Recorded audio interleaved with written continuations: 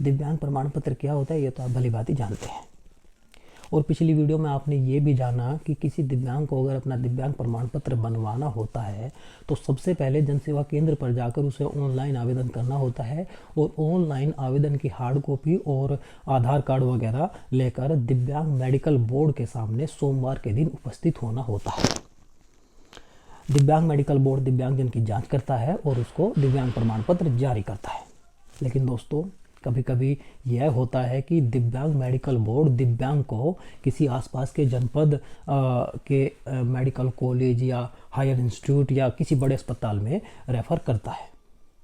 ऐसे में दिव्यांग जनों की ये शिकायत होती है कि हमें डॉक्टर ने रेफ़र क्यों किया। तो दोस्तों, आज की वीडियो में मैं आपको ये बताना चाहता हूँ कि डॉक्टर रेफ़र क्यों करते हैं और दिव्यांग को ऐसे में क्या करना चाहिए। देखिए, प्रत्येक जनपद में जो सीएमओ होते हैं, मुख्य चिकित्सा अधिकारी, दिव्यांगजनों के दिव्यांग प्रमाण पत्र निर्गत करने के लिए डॉक्टरों की एक टीम बनाते हैं जिसे दिव्यांग मेडिकल बोर्ड भी कहा जाता है। यह दिव्यांग मेडिकल बोर्ड दिव्यांगजनों के दिव्यांग प्रमाण पत्र इशू करता है।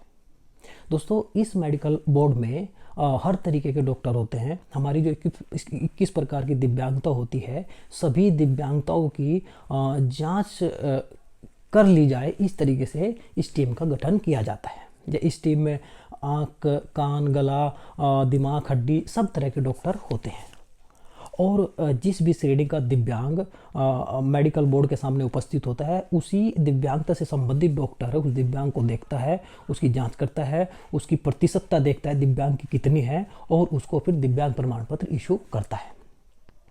लेकिन दोस्तों, समस्या कब आती है? दो स्थिति में।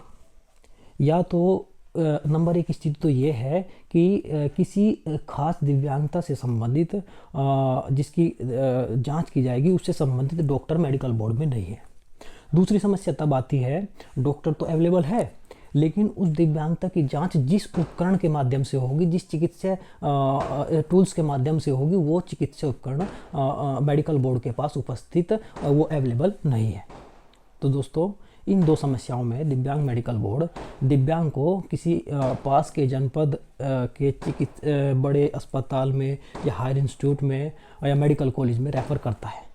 वहाँ दिव्यांग जाता है और अपनी जांच कराता है और जांच कराने के बाद जो वहाँ की रिपोर्ट होती है, उस रिपोर्ट को लेकर मेडिकल बोर्ड के सामने सोमवार के दिन अपने जनपद के मेडिकल बोर्ड के सामने उपस्थित होता है और उस रिपोर्ट को देखकर जो मेडिकल बोर्ड है वह दिव्यांग का दिव्यांग प्रमाण पत्र जारी करता है और उसको दिव्यांग प्रमाण पत्र दे दिया जाता है। तो दोस्तों, समस्या यहाँ क्यों आई, किस वजह से आई, मैं थोड़ा सा समझाना चाहूँगा। मानकर चलिए कोई दिव्यांग है और मेडिकल बोर्ड के सामने उपस्थित होता है और उदाहरण के रूप में मैं बताना चाहूँगा, उसको कान की समस्या है और मेडिकल बोर्ड में ईएनटी के डॉक्टर मतलब जो हमारे कान को देखेंगे वह नहीं है। मेडिकल बोर्ड अधूरा है, मतलब कोई ऐसा डॉक्टर जनपद में नहीं था जिसको दिव्यांग मेडिकल बोर्ड में बैठाया जा सके और वह कान की जांच करे। तो ऐसे में मैं जब डॉक्टरों का अभाव होगा, चिकित्सकों का अभाव होगा किसी विशेष दिव्यांगता से संबंधित, तो उसको दिव्यांग को रेफ़र किया ही जाएगा, क्योंकि जब डॉक्टर ही नहीं है तो जांच कैसे होगी। एक दूसरी समस्या, हम मानकर चलते हैं कि कान का डॉक्टर है, ईएनटी डॉक्टर है, उसकी कान की जांच कर सकते हैं डॉक्टर, लेकिन कान की जांच करने के लिए उपकरण नहीं है। जैसे हमारा एक उपकरण होता है बैरा मशीन होती है जिसके माध्यम से बैरा टेस्ट होता है, यानी कोई जो हमारा कान होता है वह कितने डेसिबल तक की आवाज़ सुनेगा, जिस आधार पर दिव्यांग को ये देखा जा सके कि यह किस हद तक अपनी क्षमता खो चुका है कान, आवाज़ उसको सुनाई देती है या नहीं सुनाई देती, और उसमें परसेंटेज वगैरह का जो निर्धारण होगा वह बैरा टेस्ट के माध्यम से होता है। तो अगर बैरा मशीन डॉक्टर्स के पास नहीं है, मेडिकल बोर्ड में अवेलेबल नहीं है, तो फिर डॉक्टर दिव्यांग को रेफ़र करेंगे। इसी तरीके से अगर दिव्यांग मेडिकल बोर्ड में आँखों का डॉक्टर नहीं है या आंखों की जांच से संबंधित मशीनें नहीं हैं, या मनोचिकित्सक नहीं हैं मेडिकल बोर्ड में, या चिकित्सा और इससे संबंधित जो दिव्यांगताएं होती है दिमाग से संबंधित, उनकी जांच हेतु अत्याधुनिक उपकरण नहीं है, तो भी दिव्यांग मेडिकल बोर्ड दिव्यांग को रेफ़र करेगा। दोस्तों, यहाँ हमारे दिव्यांगजनों की अक्सर शिकायत रहती है कि हमें मेडिकल बोर्ड ने जानबूझकर हमें हमारा दिव्यांग प्रमाण पत्र नहीं बनाया और हमको रेफ़र कर दिया। ये अक्सर शिकायत सुनने में आती रहती है। दोस्तों, मैं आपको बताना चाहूँगा, दिव्यांग मेडिकल बोर्ड की मजबूरी होती है, वह अपनी मनमानी नहीं करता मेडिकल बोर्ड। और इसके पीछे 2-3 कारण हैं। एक तो दोस्तों देखिए, बहुत सारे हमारे ऐसे जनपद हैं जो छोटे जनपद हैं, वहाँ आधारभूत संरचनाएं कम हैं और वहाँ डॉक्टरों की कमी है, सरकारी डॉक्टरों के जो है कमी होती है, जिस वजह से मेडिकल बोर्ड में ऐसे डॉक्टरों का अभाव होता है। जो हमारे बड़े जनपद होते हैं, कमिश्नरी वाले जनपद है, वहाँ इतना अभाव नहीं होता, लेकिन छोटे जनपदों में अक्सर अभाव रहता है। और ऐसे अभाव में डॉक्टर फिर जो मेडिकल बोर्ड होता है वह रेफ़र करेगा ही। जब डॉक्टर नहीं होंगे तो फिर उसके दिव्यांग की जांच होगी कैसे? संबंधित डॉक्टर नहीं है तो नहीं हो पाएगी जांच। एक दोस्तों, दूसरा कारण यह भी होता है कि जो मानकर चलिए कोई दिव्यांग है और उसको कान की ही समस्या है, तो दिव्यांग तो यह कहेंगे कि सीधी सी बात है, सुनाई दिव्यांग को नहीं देता तो दिव्यांग प्रमाण पत्र बन जाना चाहिए। लेकिन दोस्तों, ऐसा नहीं होता। दिव्यांग का ये तो पता चल जाएगा कि हाँ उसको सुनाई नहीं दे रहा, लेकिन किस हद तक उसको सुनाई नहीं दे रहा, समस्या वहाँ आती है। उसकी प्रतिशतता निर्धारण करने में समस्या आती है अगर मेडिकल बोर्ड के पास वे चिकित्सा उपकरण नहीं है जिनसे उसकी जाँच हो सके। जैसे मैं बैरा टेस्ट के बारे में आपको बता रहा था, बैरा टेस्ट से शुद्ध माप आती है और परसेंटेज भी शुद्ध तरीके से निर्धारित की जा सकती है। तो ऐसे में जब डॉक्टरों के पास मशीन ही नहीं होगी तो प्रतिशतता का निर्धारण कैसे होगा? एक आम जन की धारणा बन जाती है कि नहीं, वो तो अंदाजे के आधार पर डॉक्टर ऐसा कर सकते हैं, लेकिन नहीं। अंदाजे के आधार पर अगर प्रतिशतता का निर्धारण किया गया तो उसमें या तो ज़्यादा परसेंटेज दी जाएगी जो गलत है, या कम दी जाएगी जो दिव्यांग के साथ अन्याय है। तो डॉक्टर्स दिव्यांग को सही तरीके से उसकी जितनी प्रतिशतता है वह दी जाए, इसीलिए डॉक्टर रेफ़र करते हैं। एक दोस्तों, तीसरा कारण यह भी है कि हमारे समाज में हर तरीके का व्यक्ति है। कुछ व्यक्ति ऐसे होते हैं जो गलत तरीके से, गलत चीज़ों का इस्तेमाल करते हुए फर्जी तरीके से दिव्यांगता हासिल करना चाहते हैं, अपने आप को दिव्यांग घोषित करना चाहते हैं। सरकारी योजनाओं का अनुचित लाभ उठाने के लिए अपने आप को दिव्यांग बनाना चाहते हैं और अपने आप को दिव्यांग मेडिकल बोर्ड के सामने इस तरीके से पेश करेंगे कि वे सही में दिव्यांग हैं और वे दिव्यांग नहीं होते। आप इस चीज़ को समझ सकते हैं। मानकर चलिए कोई व्यक्ति है और वह अपना आपको मतलब ये दिखाई देना चाहता है कि उसको सुनाई नहीं देता, तो डॉक्टरों के सामने वह ढोंग करेगा कि नहीं मुझे सुनाई नहीं दे रहा। डॉक्टर कुछ बोलेंगे तो भी वह ऐसा रिएक्शन करेगा कि उसको कुछ नहीं सुनाई देता। ऐसी ही समस्या आंखों से हो सकती है। कोई व्यक्ति झूठा ऐसा बोल सकता है कि मुझे दिखाई नहीं देता।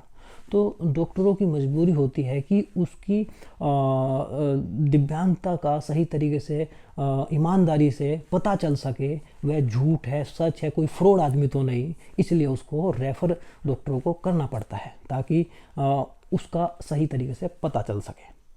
दोस्तों, यह एक आपके लिए भी और हमारी सोसाइटी के लिए भी बिल्कुल सही है कि ऐसा कोई गलत आदमी गलत तरीके से फ्रॉड करके दिव्यांग प्रमाण पत्र हासिल न कर सके। तो इसी वजह से डॉक्टर्स दिव्यांग को कहीं ऐसी जगह रेफ़र करते हैं जहां उसकी उपकरणों के माध्यम से जांच हो सके। तो दोस्तों, 2-3 कारण थे जिनकी वजह से दिव्यांग मेडिकल बोर्ड दिव्यांग को रेफ़र करते हैं। अच्छा, एक मैं आपको बताना चाहूँगा, कुछ दिव्यांगजनों की यह भी शिकायत होती है कि हम अपनी एक रिपोर्ट लेकर गए डॉक्टर के पास और हमारी उस रिपोर्ट को नहीं माना और हमें रेफ़र कर दिया रिपोर्ट के लिए।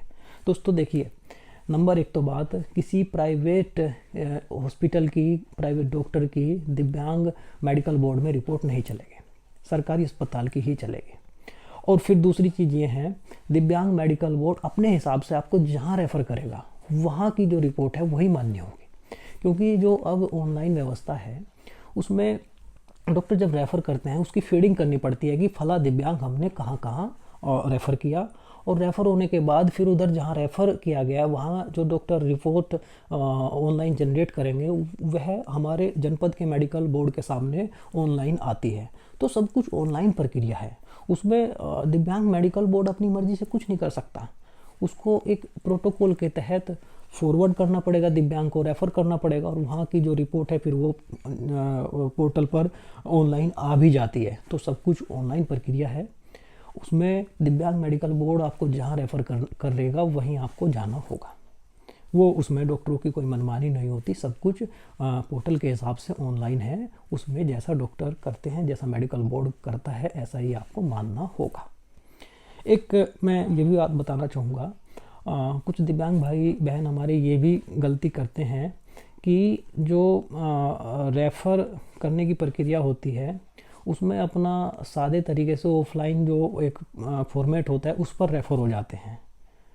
क्योंकि अब हमारे दिव्यांग प्रमाण पत्र बनने की प्रक्रिया ऑनलाइन हो गई है, तो दिव्यांग को ज़रूरी है कि मेडिकल बोर्ड के सामने उपस्थित होने से पहले ऑनलाइन आवेदन करे और उसकी हार्ड कॉपी लेकर मेडिकल बोर्ड के सामने आए। और अगर दिव्यांग मेडिकल बोर्ड रेफ़र करता है तो उस ऑनलाइन फॉर्मेट पर ही अपने आप को रेफ़र कराए।